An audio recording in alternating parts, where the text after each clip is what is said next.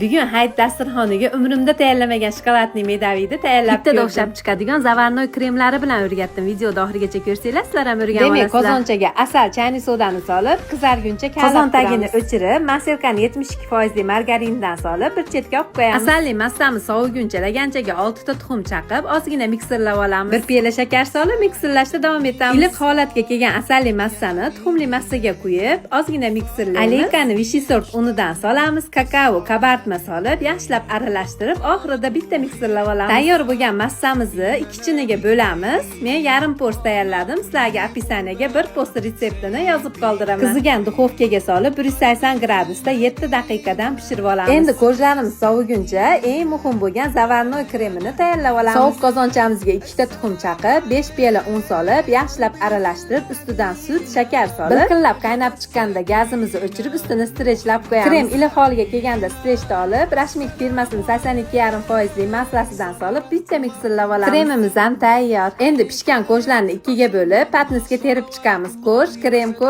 qilib, chiroyli qilib yig'ib chiqamiz. To'g'risini aytaman, bunchalik yumshoq, bilqillagan bo'lishini hayolimga ham keltirmadim. Siz ham bir marta bo'lsa ham tayyorlab ko'ring. Kattalarga ham, bolalarga ham liqillab ketadi. Video yoqqan bo'lsa, siz bitta like bosib qo'ysangiz, xursand bo'laman.